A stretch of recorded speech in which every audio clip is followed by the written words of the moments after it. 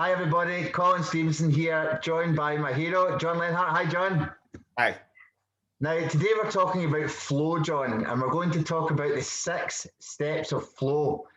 There are many people on this planet that do not believe flow is possible, and they always try and fight or try and push too hard to get there, which stops them inevitably from flowing because they're not letting go. So, if you could please tell the good watchers about the 6 steps of flow, please, and the effects these have. Right. So we're going to go through flow is there's 6 steps. There's 6 domino steps, which means if you get through like 3 of them and stop, you can't just pick it up. You got to start over from the start. So these are these domino steps that go in a row. And the whole goal is to toggle between the conscious and unconscious brain. So there's going to be 2 steps in the conscious, 2 steps in the unconscious, and 2 in between. So that's the way to think of these 6 steps of flow. So the first step of flow, we start in the conscious brain, and it's intense, focused concentration, being in the moment. So you need to be at one thought in order to begin flowing. So we talked about that being resiliency. You need to be at what we call 80. You need to be at one thought. You need to be, focused. Now, the thing is that women can have 5 thoughts. So the problem is it is harder for women to flow than men. Women can outmuscle men in thinking because they can think of 5 things while a guy can only think of 1. But flow is better than conscious brain thinking, as we're going to see. So what happens is that the women, because they can have so many thoughts, they stay in their conscious brain. The guy is going to toggle. And the way I look at this is if you imagine standing on hot sand, barefooted, how would you do it? You wouldn't stand on one foot. Right. If you stand on one foot, it'll start burning. You put the other foot, you burn them both. You stand, you toggle, and you step back and forth. And that's the advantage of flow, is you're never really in either one of your brains long enough to acquire this waste or this burnout or this loss of energy. Yeah. So we want to toggle. So the fact that women can have 5 thoughts, while it makes them consciously smarter than men, it limits their ability to flow. Okay. So the first thing, though, is we do have to get down to one thought. That's the first step of flow. Excellent. And we are going to do videos kind of coming about how to get women into flow from the 5 thoughts at some point. So don't think, women watching this video, that we are not going to cover that, because we will. Now, just when you're talking about the kind of toggling, and it's almost like going from a daydream into conscious life again. That's the way that I feel. So it can be that I just kind of go into another part and then I bring it back again, and it's like takes me away and then I bring it back. And when I feel that the way that takes me forward, it's almost like I'm not controlling it. It's almost like it takes me away and then it comes back. Before, when you started talking to me about flow back about 18 months ago now, I didn't understand it. And again, I was trying to get to where I was wanting by pushing and pressing and trying. And you saw that, and you saw that instantly, which was fantastic that you pointed it out. But while I was consciously trying to push and get there, it was taking me further and further away. So I do believe it's almost like being conscious in the moment and within a daydream almost. Right. So that's the issue, is because the second step of flow is the merging of the unconscious to the conscious. It is going from the conscious to the unconscious, which is giving up control. And what you just said is perfect, that people who are conscious and try to control their way into flow are doing the opposite. So what this looks like is, because you're going to give up control to your unconscious, and it ought to be to something that you've practiced, that you've taught your unconscious how you want to do it. An example I used to use 5 years ago is, we have in where I live in Wisconsin, our football team is the Green Bay Packers, and we have this quarterback who won the MVP, Aaron Rodgers. And I used to always say to people, let me explain how Aaron Rodgers throws what's called an out pattern. So what an out pattern is a wide receiver goes down about 5 yards and goes to the sidelines. And so what Aaron Rodgers does is he trains himself to get the ball, step back, plant, and throw. And he does that till he can do it without thinking. And that's the goal. He needs to do it without thinking. So what happens is when he's actually in a game, he doesn't look at his receiver. He looks at the defender. And what he says is he goes, if that defender backs up 5 yards, I know he'll be open. So when he gets the ball and unconsciously, he's doing everything because all he has in his brain is one thought: where's the defender? He's not thinking about anything else. The training of getting back and setting up and doing all this stuff is unconscious, but he's looking at the defender. And the only thought he has is, if that guy backs up 5 yards, let go, to the unconscious. And the guy, when he sees the guy back up to 5 yards, he lets go. He doesn't think, he doesn't aim. He just automatically throws it, and his unconscious does it perfectly. It's right on time. The guy catches it. It's perfect. Now, I've been demonstrating that for over 5 years. 3 years ago, and we had that on video, me demonstrating that, because I said, here's what would happen if Aaron Rodgers tried to think, just what you said, be conscious. If he went back and started thinking, I've got to throw it right there, he would tighten up and throw the ball into the ground. He trying to throw that would do worse than not trying. And I've said that for 5 years. 3 years ago, they were playing a game against Seattle. They had the ball in the fourth quarter. It was like 5 minutes to go. They had a third down and 3 yards, and they needed to get this first down. Otherwise, they were going to give the ball up. And our Aaron Rodgers went back to throw an out pattern and threw it in the ground. And they lost the game. They punted. They never got the ball back. And the headlines the next day were, this $100 million quarterback can't throw an out pattern. Why can't Aaron Rodgers throw the simplest pattern that he knows? And Aaron Rodgers in the interview said, I could throw that 100 out of 100 times. I just stuck in my hand. He had no conscious explanation for what happened. None of the reporters could explain what happened. It was a news story. I can tell you what happened. He wanted this first down because he wanted to win this game. And instead of relaxing and letting go, he tried to aim it. His muscles tightened up. And something he could do 100 out of 100 times, he suddenly couldn't do. I could have thrown that ball better. And that's what a lot of people said. Except if I was trying to throw it, I wouldn't. So that's where flow becomes important. The difference in these professional athletes is that they're not trying. They practice, and during the game, they don't try. If they tried, they'll end up hurting themselves. So that's how you got to let go and give up control. Absolutely. And do you know, see, when you're just talking about the professional athletes, they practice and practice and practice until they, as you talk about, their unconscious behavior just allows it to take over.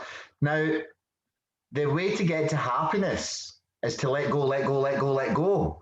And if people just let go, let go, let go, and repeatedly let go of things in their life, they will get to where they want to be, and they will be in flow. The word flow can be in anything. It can be how you speak. It can be how you act, how you live, how you play. I think people, when they use the word flow, or they think about the word flow, they can tend to, they put it towards one thing. And if you're wanting to get to a place, you want to be the best like Aaron Rodgers, or you want to be the most relaxed person on the planet, or the best at this, you need to let go. And it's about repeatedly getting over it. Right. So the thing is, I like to look at it as practice and I'll call it performance. Yep. The kid studies and then he takes a test. The actors rehearse and then they put on a performance. The athletes practice and they play a game. Flow happens in performance. So anytime in your life you want to do this thing, I need to give this speech. I need to ask this person on a date. I need to give, to talk to this person and convince them of something. And it really counts. That's when you want to flow. You want to rehearse and then you want to let go in the moment. You don't want to, I'm going to try to make this thing happen, and you tighten up. So you're right. And this flow is whenever you really want something, that's when you really ought to flow. Because the third step is no reflective self-consciousness, meaning we are completely in our unconscious brain. Everything you just said at this point now, because he let go, if Aaron Rodgers let go, his unconscious is throwing it and he is disconnected from it. So what happens is you don't realize you're flowing. If you say, hey, I'm flowing, you stop flowing. There's no reflective self-consciousness. You aren't aware in that moment you're flowing because you're disconnected your conscious brain. You are not your conscious brain, and you've given up complete control. Yeah, and this is where I find where a lot of people, they're always too stuck in their conscious brain. And while we're talking about women at the start with their 5 thoughts, I mean, we've spoken about before, take a woman's brain, damage it in 4 areas, you have a man's brain. So that speaks volumes for me on a woman's brain. Now, if you can't practice to get that down to 1 thought and you keep yourself in the conscious 5 thoughts, you're never going to be able to flow. So no matter how hard you try to switch off, no matter how hard you try to flow and enjoy life and focus on one thing at a time, it's never going to happen. Right. So we're 3 steps through this. And when I explain this, because I have this model for the mind and the brain, I am going to tell you the 3 actual steps for flow. And I challenge you to see if anybody who says they're an expert can explain this. Because there are experts out there doing this effect to cause, and they can't tell you what physiologically is happening in the brain. What's physiologically happening is this thing called the nucleus basalis. We've talked about this before. It's the doorway to your conscious brain. When you focus on something, you are directing your nucleus basalis towards that person. So what can happen is your nucleus basalis has 3 positions. Open. So my nucleus basalis is open to you right now, Colin. I am focused on you. Yeah. I could be looking at you and thinking about somebody in the next room. My nucleus basalis would be, even though I'm looking at you, my nucleus basalis would be focused on hearing somebody in the other room. My nucleus basalis could be, I'm going to say, inward. This is how you imagine or how you think. Is when you smell a smell, and think, like, if I smell grass and then I think about cutting the grass, oh, it's going to be summertime, my nucleus basalis got turned inside. And that's how I develop a thought. And then my nucleus basalis can be shut off. When you are, on your phone, your nucleus basalis is shut off. You're automatically doing stuff because when someone says hello or whatever, you're like, and then you look at them, it's like the nucleus basalis needs to open up. Yeah. So there's 3 positions. Now look at these first 3 steps of flow. Position number 1 is outwards, focus, intention, concentration in the moment. And the way I use this analogy is I like to talk about golf. You're in Scotland, right? Everybody in Scotland plays golf, right? Yeah. The home of golf.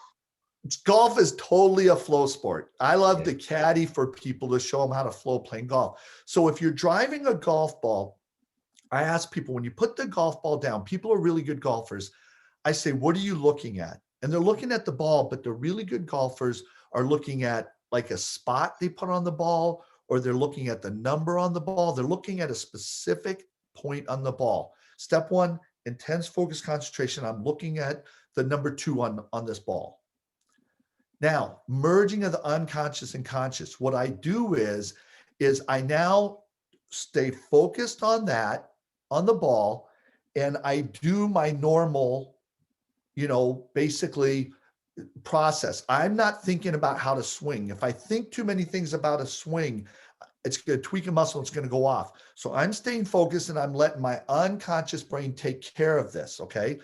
As soon as I hit the ball, you got to keep your eye on the ball. How do I keep my eye on the ball a millisecond after I hit it? I can't think. So if you follow it, it turns everything off. Yeah. So what you have to do is you have to either imagine the ball is still where it was. Right, okay, yeah. Or remember what it looked like where it was. Well, I just turned my nucleus basalis in. So that's the step, is when you hit that ball, you turn it in. Now, is it easier to keep imagining or remembering that ball for 5 minutes, or is it easier to just stop imagining or remembering the ball? Oh, absolutely stop. And that's closed. Right, okay. So what's happening is my nucleus basalis goes out, in, closed. That's what flow is. In your brain, you're taking your nucleus basalis doing this. Now, a woman's got 5, her nucleus basalis is going like this because she can have 5 thoughts that appear like 1. for a woman to flow, she's got to slow that nucleus basalis way down. But those are the 3 positions, and that's what you're doing in your nucleus basalis. So now I've closed it. I have no reflective self-conscious. My mind and conscious brain is disconnected, because this is the doorway to the conscious brain, from the rest of my body. So the 4th step is what you said, a sense of control. I'm still in my unconscious. And what's happening is it's like I'm watching myself do it. I'm having an out of body experience. I was helping our psychologist friend Flo, and she said that when she was meeting with a client, she said she felt like she watched herself say certain things. That's the 4th step of flow. You have a sense of control because you are a mind, a tangible mind that works through your conscious brain. The nucleus basalis is closed. So you are watching your body do this, but you don't feel in control. So you have this sense of control. So again, we're still in the unconscious brain. That's mega, because now that's just triggered something in my brain. And it is what you've just said about watching yourself. It's not like standing back and visually seeing, but it's like your unconscious is there and looking in at you. And it's an amazing feeling knowing that you're just doing it without even thinking or without any, there's no purpose here. The focus is purpose, but when you're actually flowing, everything else is just coming out. And I find I do that quite a lot, and I've never actually thought about putting it into words like that. So I genuinely do feel where I can maybe combine it as looking at myself at the side and going, wow, you're just doing this. And it comes on, and it makes you feel quite good that you get to that point of your career or your position or whatever it is that you're doing, you're allowing yourself just to go. And yeah, I love that. And I'll speak to a psychologist friend and about that as well, because that'll be an interesting conversation. So MMA is you have to flow. If you try to fight consciously, you can't move quick enough. So I was watching this interview with this MMA guy who knocked somebody out. And in the interview, he said, I felt like I was watching myself punch him. Because what happens is you can't sit there and think, what's he doing? You train to the point and then you let go. Yep. And wrestlers, I'd say the same thing, is all of a sudden someone throws a punch and your body, and you're like, everything's, slowing down. We're going to talk about that. That's the 5th step. And what happens is he goes, it was like I was watching myself hit him. And I watch that interview, I go, he's flowing. That's absolutely what flow is. So now the 5th step is we're going to come back to our conscious brain, and that's temporal distortion. That's when time slows down. Now, why is time slowing down? Well, what's happened is our nucleus basalis is closed. So physiologically, our mind in our conscious brain is not connected to our body. It's not even connected to what we're seeing. We technically, for a moment, are blacked out. Yep. Now, information is still coming in through the unconscious brain. And what happens is that information is backing up. So let's say my nucleus basalis is closed for half a second. My brain wants to make everything seem continuous. And now there's a gap. My brain doesn't have information of what's really happening. That's really what's going on. But there's a backup of a half a second information along with everything that's coming in. Now my nucleus basalis starts opening up, because what's happening is my unconscious is going, this was great. Like my unconscious was doing something without me mind, and without me conscious brain. And it is where our energy is, right? So it starts juicing, and I start going, I'm feeling something. What happened? Well, that's going to open my nucleus basalis. So that when you get scared, it opens your nucleus basalis. When you get surprised, when you ask a kid a question and he stares at you and you ask again, he goes, wait, what? Now his nucleus basalis is open. That's the same thing that's happening in your body. You're blacking out for, let's say, a half a second. And now what happens is your unconscious brain is going, this was amazing. And you're going, what was amazing? You open your nucleus basalis to find out. And now you have a second full of information coming in at you in a half a second. Yeah. Your brain wants to keep it smooth and continuous. It doesn't want you to, like, that's when people have these physiological issues where things jump. The brain isn't keeping things smooth. Your brain, in order to keep it smooth, in order to pack a minute and a half or a second and a half a second of information, it gives you the impression it's slow. So it looks slow to you. You feel it slow, even though it's a lot of information. That's the only way your brain can help you feel like everything was continuous, because you actually blacked out. So this is where people say time kind of slowed down. So if you think about Jason Bourne movies, so what happens is you get to be Jason Bourne in the movie. So Jason Bourne is focused on one thing. He's driving the car and there's an explosion and someone's shooting at him and all this stuff. And you see him slowly backshift, hit the brake, spin the wheel, look around, and all this stuff. When he punches somebody, it's all slow motion. And it's like, we're in Jason Bourne's brain. This is the way Jason Bourne sees a movie. If we watched the movie completely from Jason Bourne's viewpoint, this 2-hour movie would be 7 hours. This whole movie, Jason Bourne lives in a world like this. Okay. If you're sitting next to Jason Bourne, what does it look like? There's something going on. Someone's shooting at me. There's an explosion over here. It's like there's too much information. Your brain can't make that continuous. So what do they do in the Jason Bourne movie? They take the camera and do this to it. So whenever you're in the movie and you're doing this, they're saying you're sitting next to Jason Bourne. Whenever things are like the Matrix, you are in Jason Bourne. So that's why those movies feel realer to us. But that's the issue, is if you get too many stimuli and your brain can't track them all, there's these jumps, and that's why everything looks static. When you're flowing, you're actually blacking out, but your brain is keeping everything smooth. So there's so much that you just said there. So firstly, it was like, obviously I'm wearing my nice Superman top today. Now, Superman, Spider-Man, The Flash, they all do these things where they're able to slow down and let it go past as well. So that was the first thing. The second thing that I was talking about is, remember when I said it was like a daydream, right? I do this quite a lot. Now, I do it when I'm watching movies. I do it when I'm in the middle of a conversation. I do it, and it's not because I'm switching off. It's because I'm so kind of chilled and flowing, but my doorway is open, and I will still always know the information at the end of the however long the daydream is, whether it's a second, half a second, a minute, it doesn't matter. I'll still know, and I'll still be able to then switch back in and come back. Now, I found this when I was younger. It stopped happening as I grew up. When I was younger, I used to be able to do it in school, and they used to say, Colin's very easily distracted. Now, I didn't believe I was, because I was always, in primary school, I was always top of the class, or in the top 3 anyway, because I was quite a good student. When I got to high school, I was easily distracted. But when it came to it and they were able to do it, and they would say, are you even listening? And I would say, yeah. And they would ask me the question. I would just come back and tell them where it was. And it was just because my thought was just flowing, just in that moment.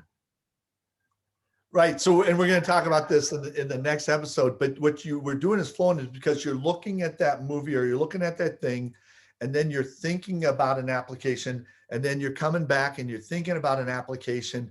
And what's happening is you're building this thing in your brain from information, but you're letting your unconscious fill it in. Yeah. And so you're back and forth. If you think about when a teacher teaches, you have the same issue. I like to use this analogy. If a teacher's teaching you, in a sense, a topic, and I like to say, let's use the steps in the topic like the letters in the alphabet. The teacher will teach you A, B, and D. Yep. And then you got to go find C. Because it doesn't make, what is he talking about? So you flip inside and you're looking for C. He's teaching E and F. Now, if you're looking for C and you come back and you didn't hear E and F, he's a bad teacher. A great teacher teaches A, B, and D. And while you're looking for C, he tells 2 or 3 stories about A, B, and D. And then you go, oh, I got D. And then you come back and he teaches E, F, and H. And then you got to go look for G.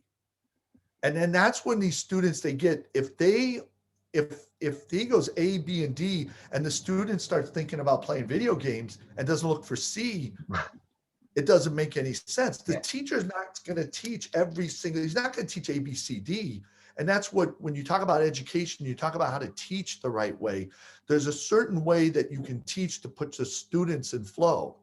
Otherwise, if you just go A, B, C, D, E, it puts people to sleep. And so there is a strategy on teaching where you have a gap because you're trying to create engagement in the person. And we're going to talk about that a lot in March with systems and stuff and cultural things and how to create engagement in people. So I want to get to the last step. So now this step, temporal distortion, notice we were merging unconscious, conscious. We were in our unconscious, but we started opening our conscious brain. And the proof we were merging it is everything slowed down. This is really what people think is the proof of flow, is that fifth step. The sixth step is we come back to the conscious brain and we get this rush of energy. There's this intrinsic reward, this I'm juiced. Some people actually look at that as a triggering moment. They're like, they have a situation, and I'm going to use an example here in a second, and they go, see, you triggered. And it's like, no, when you flow, you have this rush on the sixth step. You're back in your conscious brain. You feel the whole thing was rewarding because it was your unconscious was actually juicing you during the fourth and fifth steps. And now you consciously feel it in the sixth step. And then what happens is you start again. You're still in your conscious brain. You go back to the first step, focus on the next thing, and it repeats itself. So those are the 6 steps. That's how it repeats itself. Really competitive people get addicted to that 6th step. A friend of yours of mine, Dean, this is what Dean, and athletes do, is they get addicted to that 6th step where there's this rush. And they're like, did you feel that? That was awesome. And so what they have to do is they're really competitive. Really competitive people flow because the only way is they need to have this tension and this challenge in order to go through these steps, because the only way they can beat you is to flow. And then they get this juice at the end of it in the 6th step, and they're like, let's do that again. That was fun. So it's rewarding in and of itself. Yep. Can I just ask you a question just on that last statement there? Because I'm compassion, is that why I'm not particularly competitive?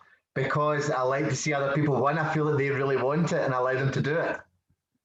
Right. So you don't want to cause people pain. You don't want to, a lot of these people like Dean are exhorters who are really competitive, Michael Jordan, all these people, and they're trying to push you forward and stuff. Compassion, you would see it as, you want to see if you can help that person be competitive. And so you'll flow more internally, not having this external thing. Like these exhorters need something externally to do it versus you just kind of who you are, want to help other people. You'll do that.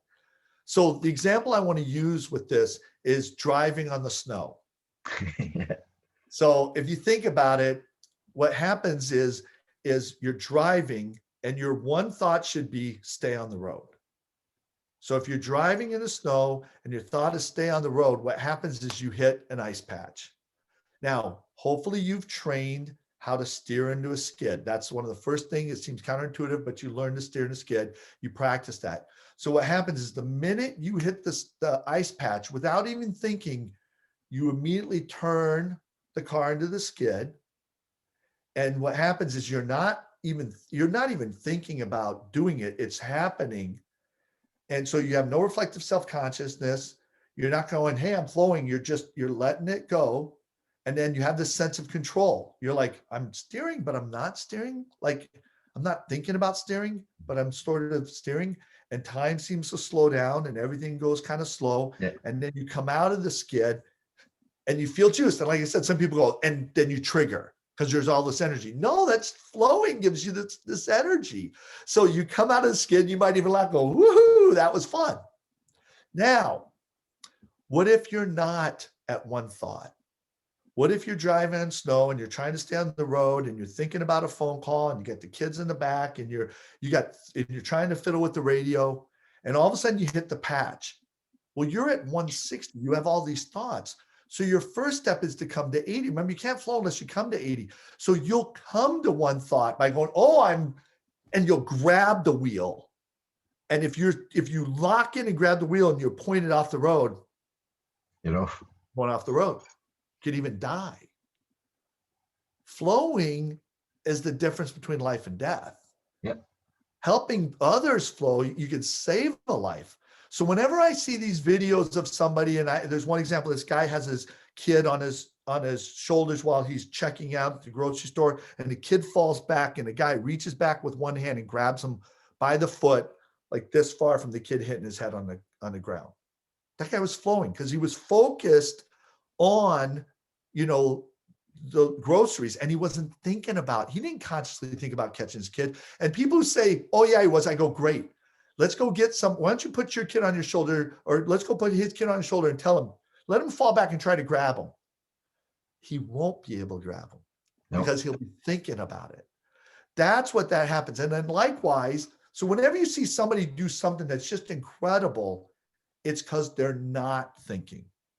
Versus there's an example of this woman carrying popcorn across the movie theater lobby, and she hits a spot in the carpet. Well, now she had a bunch of thoughts. When she hit that, she got to 80. So she tries to right herself, which now she's trying to walk on purpose, which causes her to trip more. And then everything's everywhere.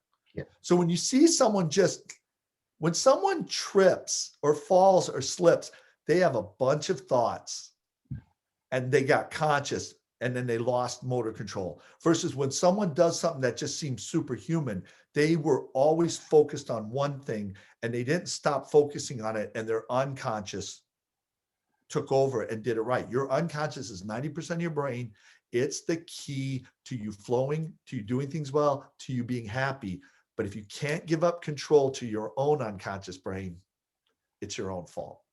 Yeah, absolutely. And when people, I would love for people to come and challenge you or I in what we talk about, because anybody that's written books on flow, they've written, they've got videos on flow, they've got all this information on the effects.